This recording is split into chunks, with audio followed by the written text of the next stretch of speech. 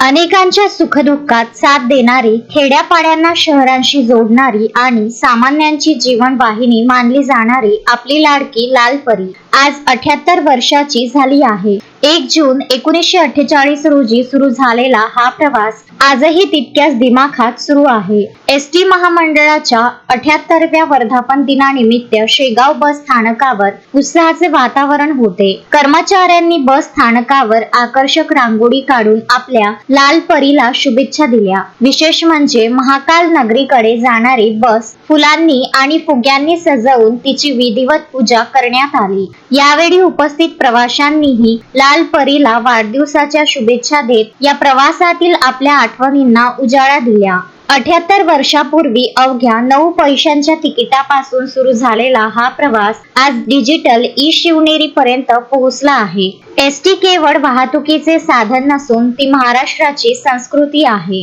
या सर्व बाबींचा आढावा विदर्भ न्यूजचे प्रतिनिधी महेंद्र मिश्रा यांनी घेतलेला आहे। लाल परी आता 78 वर्षाची झालेली आहे।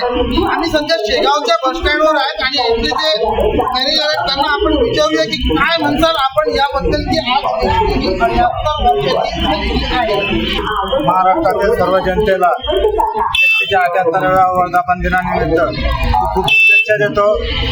एसटीची सेवा ही सर्व इतर खाजगी वाहनांपेक्षा खूप सुरक्षित आरामदायक असल्यामुळे सर्व प्रवाशांनी एसटीच्या सेवेचाच लाभ घ्यावा।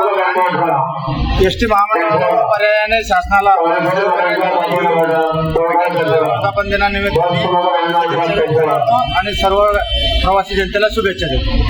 नक्कीच एसटी ही सर्वात सुरक्षित आम्ही सुद्धा म्हणून आमची लाल परी यातच प्रवास करावा। पाहूया एक विशेष रिपोर्ट।